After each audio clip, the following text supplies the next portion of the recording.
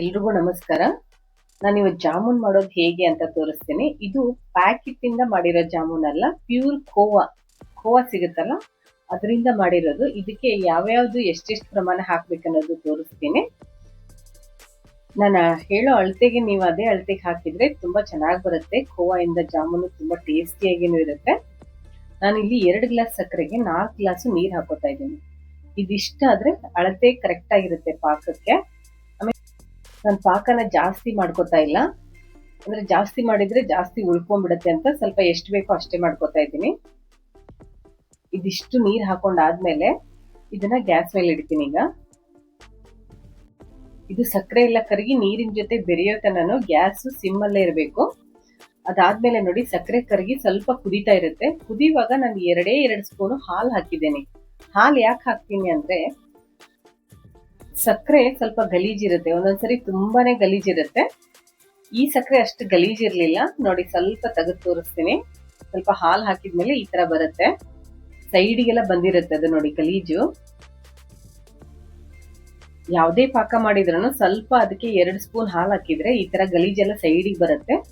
ಅದೆಲ್ಲ ತೆಗೆದ್ಬಿಟ್ರೆ ಅದು ತಿಳಿ ಆಗುತ್ತೆ ಪಾಕ. ಈ ತರ ಹಾಕಿ ಆದ್ಮೇಲೆ ಈ ತರ ತೆಗೆದ್ಮೇಲೆ ನಾನು ಒಂದು 10 ಇಂದ 15 ನಿಮಿಷ ಕುದಿಸ್ತೀನಿ. ಈಗ ಪಾಕ ರೆಡಿ ಆಗಿದೆ. ಇದಕ್ಕೆ ನಾನು ಸ್ವಲ್ಪ ಕೇಸರಿ ಆಮೇಲೆ ಸ್ವಲ್ಪ ಏಲಕ್ಕಿ ಹಾಕ್ತಾ ಇದ್ದೀನಿ ನೋಡಿ.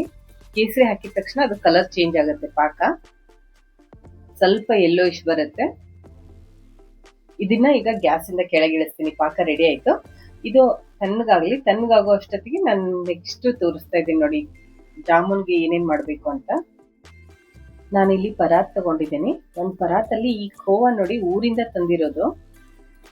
ನಾನು ಊರಿಗೆ ಹೋದಾಗ ಅಥವಾ ನಮ್ ಕಡೆ ಯಾರಾದ್ರೂ ಬರ್ತಾ ಇದ್ರೆ ಅವ್ರು ಏನಾದ್ರೂ ಬೇಕಂದ್ರೆ ತಂದಿರ್ತಾರೆ. ನಾನು ಫ್ರಿಜ್ ಅಲ್ಲಿ ಇಟ್ಟಿದ್ದೆ, ಡೀಪ್ ಫ್ರೀಜರ್ ಅಲ್ಲಿ. ಅದಕ್ಕೆ ಸ್ಮೆಲ್ ನೋಡ್ತಾ ಇದ್ದೀನಿ ಚೆನ್ನಾಗಿದೆ ಇಲ್ಲ ಅಂತ. ನಾನು ಏನಾದ್ರೂ ತರಿಸಿದ್ರೆ ಈ ತರ ಹಾಳಾಗೋ ವಸ್ತು ಏನಾದ್ರೂ ಇದ್ರೆ ಡೀಪ್ ಫ್ರೀಜರ್ ಅಲ್ಲಿ ಇಟ್ಟಿರ್ತೀನಿ. ನಾಳೆ ಮಾಡ್ಬೇಕು ಅಂದ್ರೆ ಇವತ್ತು ಅದನ್ನ ತೆಗೆದು ಫ್ರಿಜ್ ಅಲ್ಲಿ ಇಡ್ತೀನಿ. ಮಾಡೋದು ಇನ್ನೂ 3-4 ಅವರ್ಸ್ ಇದೆ ಅಂದ್ರೆ ಇದನ್ನ ತೆಗೆದು ಆಚೆ ಇಡ್ತೀನಿ. ಇದು ಫುಲ್ ತಣ್ಣಗಾಗತ್ತೆ. ತಣ್ಣಗಾದ್ಮೇಲೆ ಇದನ್ನ ಸ್ವಲ್ಪ ಚೆನ್ನಾಗಿ ಕಲಿಸ್ಬೇಕು. ಅಂದ್ರೆ ಅದ್ರಲ್ಲಿ ಏನಾದ್ರೂ ಗಂಟೆ ಏನಾದ್ರೂ ಇದ್ರೆ ಅದೆಲ್ಲ ಹೋಗ್ಲಿ ಅಂತ ಅಷ್ಟೇನೆ. ಇದು ಸ್ವಲ್ಪ ಎಲ್ಲ ಕಲ್ಸಾದ್ಮೇಲೆ ನಾನು ಇದಕ್ಕೆ ನೋಡಿ ಒಂದು ಚಿಟಿಕೆ ಸೋಡಾ ಎಷ್ಟು ಹಾಕ್ತೀನಿ ಅಂದ್ರೆ, ಒಂದು ಕಪ್ಪು ಕಡಲೆಕಾಳು ಇರುತ್ತಲ್ಲ ಅಷ್ಟು ಹಾಕ್ಬೇಕು, ಜಾಸ್ತಿನೂ ಹಾಕ್ಬಾರ್ದು. ಆಮೇಲೆ 2 ಸ್ಪೂನ್ ಚಿರೋಟೆ ರವ. ಆಮೇಲೆ ಇಲ್ಲಿ ನಾನು 1/4 kg ಮೈದಾ ತಗೊಂಡಿದ್ದೀನಿ. 1/4 kg ಅಂದ್ರೆ 1 ಗ್ಲಾಸು. ಅದ್ರಲ್ಲಿ ಸ್ವಲ್ಪ ಉಳಿಸಿದ್ದೀನಿ, ಯಾಕಂದ್ರೆ ಬೇಕಂದ್ರೆ ಹಾಕೊಳ್ಳೋಣ, ಇಲ್ಲ ಅಂದ್ರೆ ಸಾಕು ಅಂತ ಅನಿಸ್ತು ನನಗೆ. ಇದನ್ನೆಲ್ಲಾನು ಚೆನ್ನಾಗಿ ಕಲಿಸ್ಬೇಕು. ಈ ಗೋಧಿ ಹಿಟ್ಟನ್ನ ಚಪಾತಿ ಯಾವ ತರ ಕಲಿಸ್ತೀವೋ ಅದೇ ತರ ಚೆನ್ನಾಗಿ ಕಲಿಸ್ಬೇಕು. ಇದನ್ನ ಎಷ್ಟು ಚೆನ್ನಾಗಿ ಕಲಿಸ್ತೀವೋ ಅಷ್ಟು ಚೆನ್ನಾಗೇ ಬರುತ್ತೆ. ಈ ಪ್ಯಾಕೆಟ್ ಜಾಮೂನ್ ಎಲ್ಲ ಮಾಡ್ಬೇಕಾದ್ರೆ ಬರೀ ನಾವು ಬೆರಳಿಂದ ಮಾತ್ರ ಕಲಿಸ್ತೀವಿ. ಇದೇನು ಆ ತರ ಆಗಲ್ಲ, ತುಂಬಾ ಚೆನ್ನಾಗಿ ಕಲಿಸ್ಬೇಕಷ್ಟೇ. ಇದು ಒಂದು 10 ನಿಮಿಷ ರೆಸ್ಟ್ ಮಾಡಕ್ ಇಡ್ತೀನಿ. ಇಲ್ಲಿ ನೋಡಿ, ಇದು ಒಂದು 2 ಸ್ಪೂನ್ ಹಿಟ್ಟು ಮಿಕ್ಕಿದೆ, ಅದನ್ನ ಎತ್ತಿಡ್ತೀನಿ. ಎಣ್ಣೆ ಕಾಯಿಸಕ್ಕೆ ಇದು ಕಬ್ಬಿಣದ ಬಾಂಡ್ಲಿ. ಇದು ಸ್ವಲ್ಪ ಆಳ ಜಾಸ್ತಿ ಇದೆ, ಅಂದ್ರೆ ಕೆಳಗಡೆ ಹಿಂಗೆ ಆಳ ಜಾಸ್ತಿ ಇದೆ, ಅದಕ್ಕೆ ನಾನು ಈ ಬಾಂಡ್ಲಿ ತಗೊಂಡಿದ್ದೀನಿ. ಚೆನ್ನಾಗಿ ಫ್ರೈ ಆಗುತ್ತೆ ಜಾಮೂನು ಅಂತ. ಈಗ ನೋಡಿ ಒಂದು 10-15 ನಿಮಿಷ ಆಯ್ತು. ಇದನ್ನ ಯಾಕೆ ರೆಸ್ಟ್ ಮಾಡಕ್ ಇಡ್ಬೇಕು ಅಂದ್ರೆ ಇದರಲ್ಲಿ ಚಿರೋಟೆ ರವ ಹಾಕಿರೋದ್ರಿಂದ ಅದು ಸ್ವಲ್ಪ ಸಾಫ್ಟ್ ಆಗ್ಲಿ ಅಂತ. ಇದು ನೋಡಿ, ಕೈಗೆ ಎಣ್ಣೆ ತುಪ್ಪ ಎಣ್ಣು ಬೇಕಾಗಲ್ಲ, ಅಷ್ಟು ಚೆನ್ನಾಗಿರುತ್ತೆ, ಸಾಫ್ಟ್ ಆಗಿರುತ್ತೆ. ಒಂಚೂರು ಹಿಟ್ಟು ಕೈಗೆ ಅಂಟಲ್ಲ, ಅಷ್ಟು ಚೆನ್ನಾಗಿ ಉಳ್ಳೆ ಬರುತ್ತೆ. ಒಂದು ಕ್ರ್ಯಾಕನೂ ಆಗಲ್ಲ. ಅದು ನೀವು ಹೆಂಗ್ ಮಾಡ್ತೀರೋ ಹಂಗೆ ಬರುತ್ತೆ. ಈ ಬೇಸನ್ ಲಾಡು ಮಾಡ್ತೀವಲ್ಲ, ಜಾಸ್ತಿ ತುಪ್ಪ ಹಾಕಿ ಅದೇ ತರ ಬಂದಿರುತ್ತೆ ಸಾಫ್ಟ್ ಆಗಿ. ನೋಡಿ ತೋರಿಸ್ತಾ ಇದ್ದೀನಿ ಎಷ್ಟು ಚೆನ್ನಾಗಿ ಉಂಡೆ ಬರ್ತಾ ಇದೆ ಅಂದ್ರೆ, ಒಂಚೂರು ಎಲ್ಲಿ ಕೈಗೆ ಅಂಟ್ಕೊಳ್ಳಲ್ಲ. ನಿಮ್ಗೆ ಯಾವ ಸೈಜಿಗೆ ಜಾಮೂನ್ ಬೇಕೋ ಆ ಸೈಜಿಗೆ ಮಾಡ್ಕೋಬಹುದು. ನಾನು ಇಲ್ಲಿ ಸ್ವಲ್ಪ ದೊಡ್ಡದಾಗೆ ಮಾಡ್ತಾ ಇದ್ದೀನಿ. ಈ ಖೋವಾ ಜಾಮೂನ್ ಯಾವ ತರ ಅಂದ್ರೆ, ನೀವು ಒಂದೇ ಸರಿಗೆ ಈ ಉಳ್ಳೆಗಳನ್ನೆಲ್ಲ ರೌಂಡ್ ಮಾಡಿಟ್ಕೊಂಡು ಒಂದೇ ಸರಿಗೆ ಫ್ರೈ ಮಾಡ್ಬೋದು. ನಾನೀಗ ಒಂದು ಅರ್ಧ ಹಿಟ್ಟಲ್ಲಿ ಒಂದು ಅರ್ಧ ಮಾಡಿದ್ದೀನಿ. ಅರ್ಧ ಮಾಡಿಬಿಟ್ಟು ಒಂದು ಬಿಳಿ ಬಟ್ಟೆನ ಅದ್ರ ಮೇಲೆ ಮುಚ್ತಾ ಇದ್ದೀನಿ, ಯಾಕಂದ್ರೆ ಅದು ಸ್ವಲ್ಪ ಗಾಳಿಗೆ ಎಲ್ಲ ಡ್ರೈ ಆಗ್ಬಾರ್ದು ಅಂತ ಅಷ್ಟೇ. ಮಾಡ್ಬಿಟ್ಟು ಈಗ ಎಣ್ಣೆ ಕಾದ್ಮೇಲೆ ಇದನ್ನ 2 ಸರಿ ಫ್ರೈ ಆಗೋಷ್ಟು ನಾನು ಮಾಡ್ಕೊಂಡಿದ್ದೀನಿ. ನೀವು ಒಂದೇ ಸರಿಗೆ ಎಲ್ಲಾನು ರೌಂಡ್ ಮಾಡಿ ಇಟ್ಕೊಂಡು ಫ್ರೈ ಮಾಡ್ಬೋದು, ಇಲ್ಲ ಆ ಕಡೆ ಫ್ರೈ ಮಾಡ್ತಾನು ನಾನು ಈ ಕಡೆ ಮಾಡ್ತೀನಿ ಅಂದ್ರೇನು ಆ ತರನು ಮಾಡ್ಕೋಬಹುದು. ನಾನು ಇಲ್ಲಿ ಫಸ್ಟ್ ಒಂದು ಚಿಕ್ಕದ ಹಾಕಿ ನೋಡ್ತಾ ಇದ್ದೀನಿ ಎಣ್ಣೆ ಎಷ್ಟು ಕಾದಿದೆ ಅಂತ. ಎಣ್ಣೆ ಕಾದಿದೆ ಅಂದ್ಮೇಲೆ ಅದನ್ನ ಒಂದು 5ರಿಂದ 6 ಫಸ್ಟ್ ಹಾಕ್ತಾ ಇದ್ದೀನಿ ನೋಡಿ. ಫಸ್ಟ್ ಸ್ವಲ್ಪ ಹಾಕಿ ಫ್ರೈ ಮಾಡ್ತೀನಿ, ಯಾಕಂದ್ರೆ ಇದು ಖೋವಾ ಆಗಿರೋದ್ರಿಂದ ಸ್ವಲ್ಪ ಚೆನ್ನಾಗಿ ಒಳಗಡೆ ಬೇಯ್ತಾ ಇದೆ ಇಲ್ಲ ಅಂತ ನೋಡ್ಬೇಕು. ಅದಕ್ಕೆ ಫಸ್ಟ್ ಒಂದು ಬ್ಯಾಚ್ ಹಾಕಿದ್ದೇನೆ, ಸ್ವಲ್ಪನೇ ಹಾಕಿದ್ದೇನೆ. ಆಮೇಲೆ ಹಾಕಿದ ತಕ್ಷಣ ಹಾಕಿ ಒಂದ್ 2 ರಿಂದ 3 ನಿಮಿಷ ಆದ್ಮೇಲೆ ಅದನ್ನ ಸ್ವಲ್ಪ ಕಲಿಸ್ತಾನೆ ಇರ್ಬೇಕು, ಕೆಳಗಿಂದ ಮೇಲೆ ಮೇಲಿಂದ ಕೆಳಗೆ ಮಾಡ್ತಾ ಇರ್ಬೇಕು. ಅವಾಗ ಅದು ಚೆನ್ನಾಗಿ ಫ್ರೈ ಆಗುತ್ತೆ. ಆಮೇಲೆ ಗ್ಯಾಸ್ ಮಾತ್ರ ಮೀಡಿಯಂ ಅಲ್ಲೇ ಇರಬೇಕು, ಸಿಮ್ ಅಲ್ಲೂ ಇರಬಾರ್ದು, ಹೈ ಅಲ್ಲೂ ಇರಬಾರ್ದು, ಮೀಡಿಯಂ ಫ್ಲೇಮ್ ಅಲ್ಲೇ ಇರಬೇಕು. ಇದನ್ನ ಅವಾಗ ತಿರುಗಿಸ್ತಾನೆ ಇರಬೇಕು, ಅವಾಗ ಇದು ಚೆನ್ನಾಗಿ ಫ್ರೈ ಆಗುತ್ತೆ. ಇಲ್ಲ ಅಂದ್ರೆ ಒಳಗಡೆ ಬೇಯಲ್ಲ.